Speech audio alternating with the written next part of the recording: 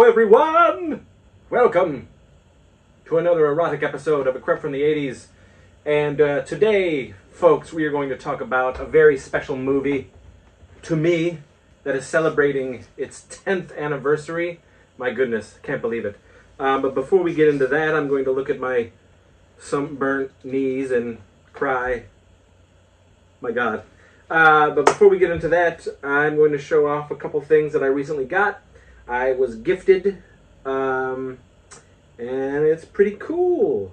And all of these before my birthday. My birthday is next month in July. I am turning a ripe 44.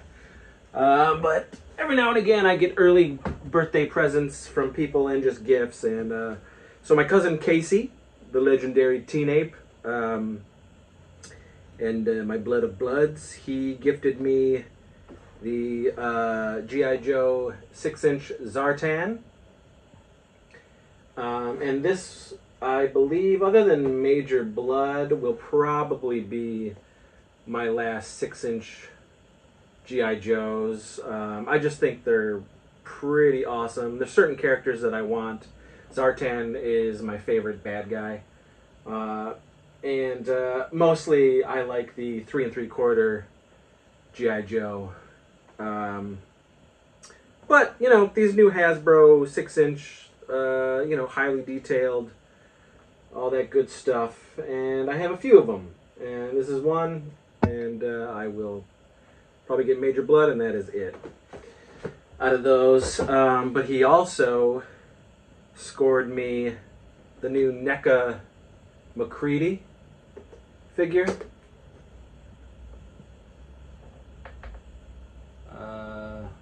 The Thing is my favorite John Carpenter film amongst many beautiful John Carpenter films, and John Carpenter is my favorite genre horror director. But yeah, when this was announced, I was like, because I really, you know, I'm not too much of a 6-inch guy as far as the collecting is concerned. I used to be, then I stopped because my wife sort of put it into perspective, and I had so many 6-inch that the displaying was pretty terrible, and I had so many rows of figures that you couldn't really see the figures that I was displaying. And she was like, why don't you try to focus on like the hot toys or the statues, things of that nature, for the properties that you really love, as far as new stuff that was coming out. And she had a point. But, you know, there's certain things like this that are too good to pass up, and I will be taking these guys out. I do not leave them in the package like this for the NECA stuff. No way. But this is a beautiful figure, and I love the thing. And thank you, Casey, for these wonderful early birthday presents. And I just saw this today, and I was actually fretting about it, looking at it online, because I was like, man, I'm probably never going to be able to get one of these because people will swipe them up so fast. And this was actually on like a pre-order, so it wasn't online, it wasn't available. But I was just in a Walmart getting tons of chlorine for our pool, and lo and behold, there he was, the new NECA Frankenstein figure. And I swiped it up. Toot sweet. I had to get it. I think it's a beautiful looking figure. And yes, I will be taking it out and adding it to the horror stuff down in the theater room. I think it's wonderful. My second favorite Universal monster, right behind Creature from the Black Lagoon. And the Wolfman is right behind Frankenstein. So I am hoping that they do Wolfman and a Bride. I'm hoping those are coming. And yes, I would love to see a NECA creature figure, even though I have many creature items. A highly detailed Creature from the Black Lagoon would be moist. So I picked that up. A nice surprise. Last week, my very good friend Andrew, who's also a part of the movies, but you know has been a good friend for many years, he came and surprised me out of the blue which was amazing. He lives out in Kansas City, Missouri, but he was visiting his family in Indiana, then decided to take a little trip down here. Usually he comes once a year for the Gash Bash, and he has to fly out, but this was a nice surprise. He just showed up at my door, which was awesome. And if that wasn't gift enough, he brought me a few things from his childhood that he knew I would want. This is pretty fun. These are Boglin stamps that he had. He was cleaning out some of his stuff from his mom's garage, attic, and he's going to take back a bunch of the stuff that he found, but he thought he would give me some of this stuff. Boglin stamps, some of his old Garbage Pail Kids, which is awesome, and it'll go with my collection. I probably have some extras here, but that's awesome. It's Garbage Pail Kids, the original stickers, the original cards, all right here. Pretty awesome. I love GPK, and I got River into them as well when he was younger, and so that was awesome of him. Then I had all of these guys. I had them in these 5-inch figures and in the 3 3/4, the A-Team. I have my Mr. T is right over here, and he gifted me Murdoch, and now I need Face and Hannibal of this size. And I don't need all the accoutrements, but it's awesome that he brought that for me. That was in his collection growing up, and he gifted that to me, so he'll go up here as well. And this was great. He knows I'm a huge Mask fan, and he as well was a Mask fan, and he has a bunch of stuff from his childhood, but he saw this and he was like, whoop, that's... His mom was going to throw it out. He's like, nope, that's going to Chris. This is a Matt Tracker Mask kite from back then. So cool. That is going with my mask collection right up there. So I thank him very much for that. It's very cool. Not even opened. Back then, it was $3.79 from SpectraStar Kites. So that's very cool. But folks, now we are getting on to the nitty-gritty of this episode, this short little nugget of nostalgia. So in 2011, I'm already a J.J. Abrams fan. I was a fan from Alias and his Mission Impossible movie, Part 3, which is fantastic.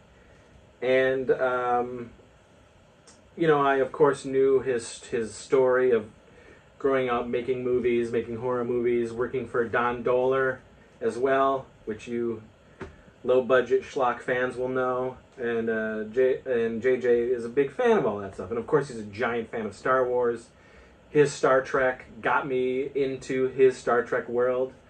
You know, he basically made a Star Wars movie with his Star Trek. And then, of course, in 2015, The Force Awakens comes out, and my God, what a movie. But I love JJ, and I love his geekdom, and I love all that stuff. So, following what he was doing back then, 2011, I knew he was making this movie, Super 8, but it was like a big, at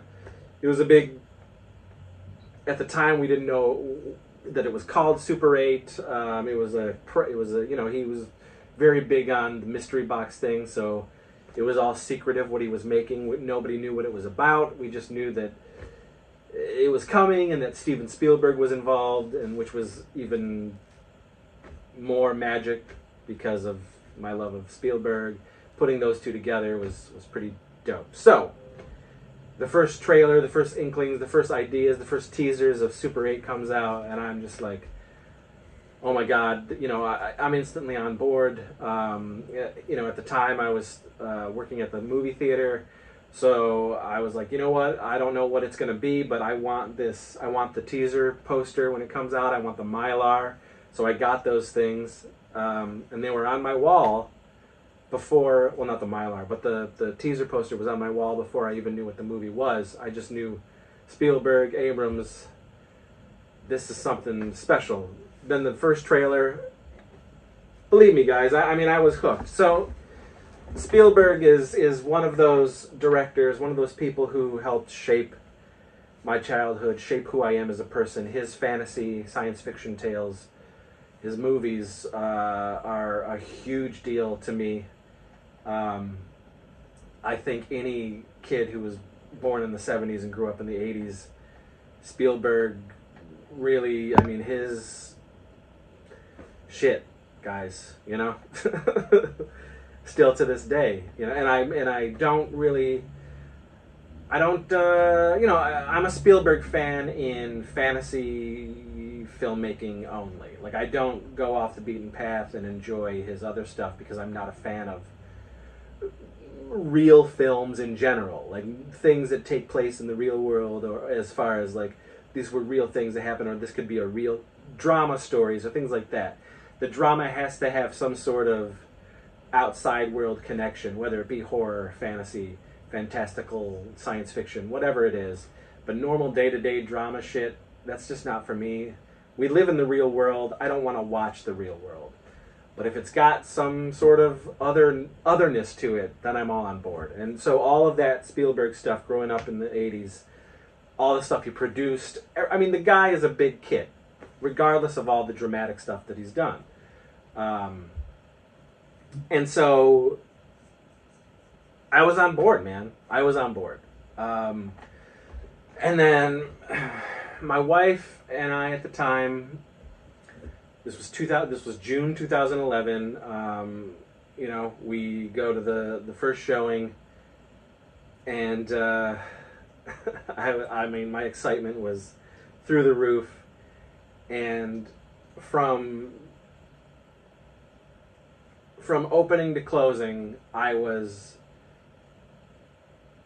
just enthralled with this movie. I had a smile on my face the whole time. I cried several times through the movie, not just because of the subject matter, but also as far as the heavy stuff, but also because of the giddiness I was feeling watching this movie.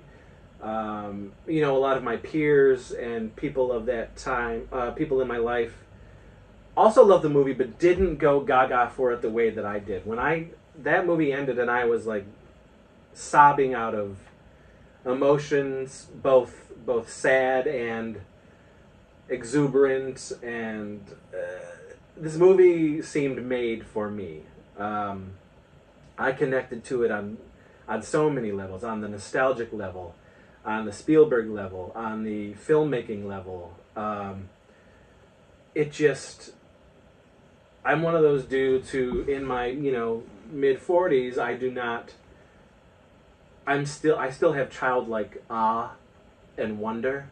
I still get very giddy and excited, and I get goosebumps, and I cry at some of this, what most people think would be very silly, but things that are exciting and that I'm seeing play out can just move me.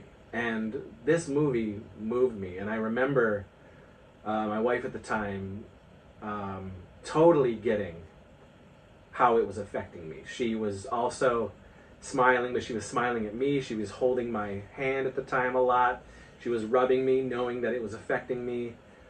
She too was crying, not just from the movie, but seeing me affected by the movie.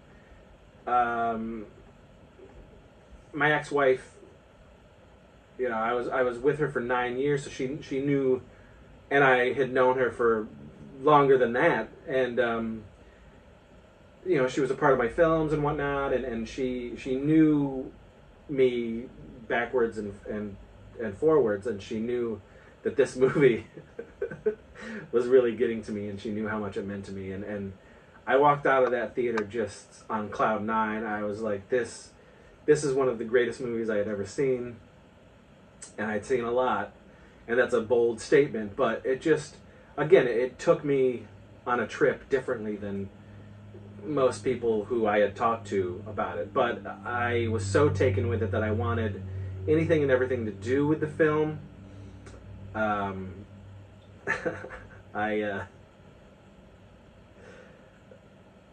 wanted to visit where they shot, and it turns out that there were a lot of tourists that were now going to the locations where they shot. I believe it was Wharton, West Virginia, I believe it was.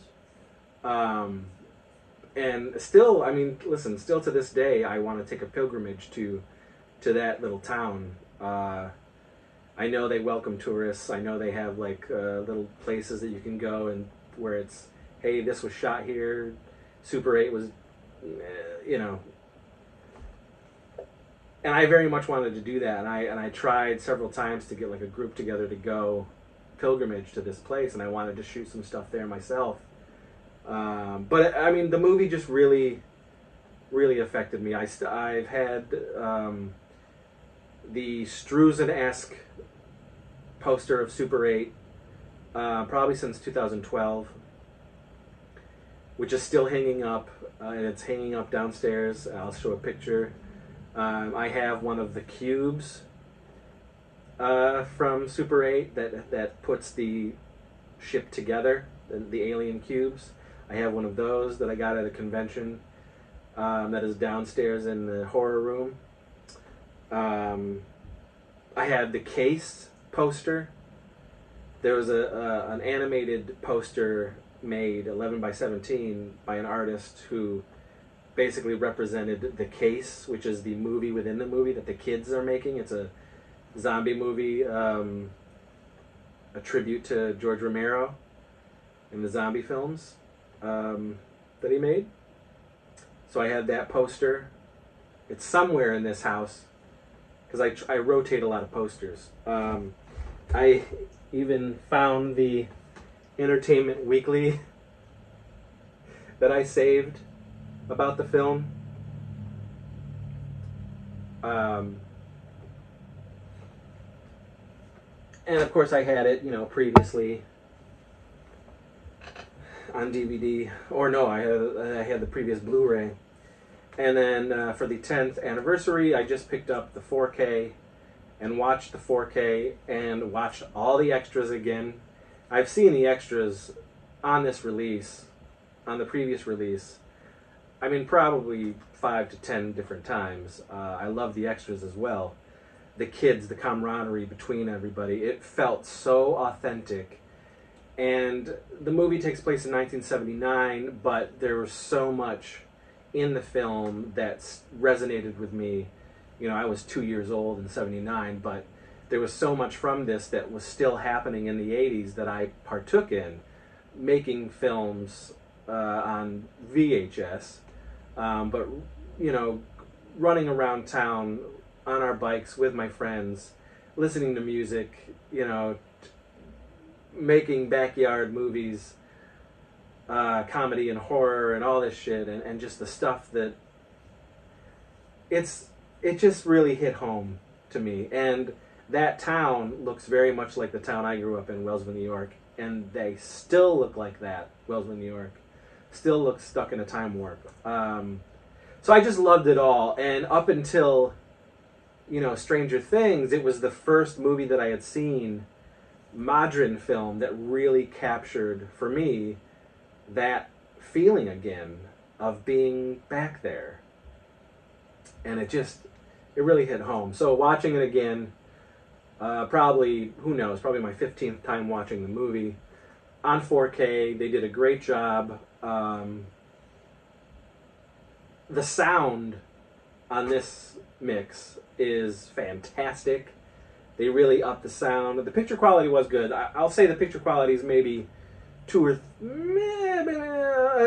tad step up from the Blu-ray, but it still came out. Like, I noticed the alien stuff was a little more prominent on this 4K than in the Blu-ray. You could make him out a little bit more, even in the blurrier shots. There's more detail, and they definitely upped the the pushing of the grain quotient. They didn't like add grain, but they made it very apparent that yes, this was shot on several formats, including Super 8, 16, 35, and I believe it was 2K at the time. So it was all of that was shot to create this crazy movie. And I think it looks beautiful. And again, it just hit home how much I love the film. Yeah, Super 8, 10 years, man. Crazy. 10-year anniversary. And I went around onto, like, the stars' Instagrams just to see if they were mentioning it. And all the kids were mentioning the film for the 10th anniversary. And all the kids are still connected and still friends. And that's amazing to me. What a trip to go on. JJ, Spielberg, this type of movie. They have their own nostalgia about this film. Not only being, 2010 when they were shooting this movie, but also the nostalgia of the late 70s, early 80s is there for them as well. This is like the Goonies, the Monster Squad, Explorers, and E.T. all wrapped up into a modern tribute, homage. I love the film. I adore it, and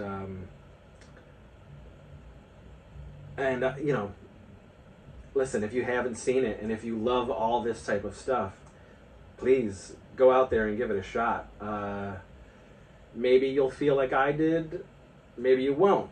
But please give it a shot. It's a magical, wonderful movie, and I would love to just be in a room with J.J. Abrams for a half hour, just to sort of pour over what his stuff means to me. I mean, for that matter, Spielberg as well. But I'm sure the dude has heard it over and over and over and over again, how much he's shaped people, filmmakers, artists, creatives. But JJ the same, man. I truly feel, JJ, he's right there. And man, to talk to JJ and tell him what this film, how it affected me. I mean, I go through phases with my art, with my films. We're celebrating the 30th anniversary of me making these comedy horror films, and I go through these ups and downs, and years upon years, I can pinpoint when I don't feel like doing this, when I don't feel like doing that, because I just feel like, is it worth it anymore? Do I have it in me anymore? Do I want to keep telling these ridiculous stories? Do people care anymore? Do the group that I work with, do they still care? All this stuff. And, certain films, certain art, television, films, whatever, music can affect me. And this was definitely one of those movies at the time, because 2011, I was shutting down low-budget pictures, and that was 20 years of doing that stuff and wanting to start Warlock Home Video. And they definitely, that movie, it had an adrenaline shoot in me, a fire that was like, yes, keep going, Chris, like this, because, maybe you don't make movies like this, but if this stuff can matter to you, then my silly stuff can matter to someone else. And, continue to bring in fans and possibly low-budget, no-budget filmmakers who want to do this stuff as well. So every now and again, there's stuff that will light my fire, and Super 8 was definitely one of those things 10 years ago. And I'm still, I'm still making this stuff, much to my chagrin, and I'm sure to fans out there as well. But yeah, guys, that was it. Super 8, 10 years, crazy. Seek it out. If you haven't seen it in a while, give it another shot. It's worth your time. And certainly if you're a creative, just really soak it in. And again, I have a lot of different things that connect me to the film that were very similar, so I don't expect it to hit everybody the same way, but it's special, guys. It's a special movie. And thanks for watching. Thanks for enjoying this channel. Thanks for liking and subscribing. Remember, give us the likes because that helps the algorithms with people seeing the channel. You know, we have 1,300 subscribers, and only a handful seem to see the episodes.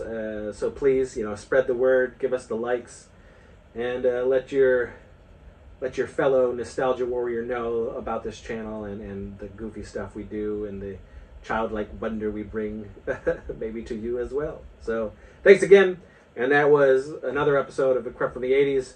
We will see you all very soon. Yeah, get lost, folks, in the magic and wonder of cinema and nostalgia and Super 8.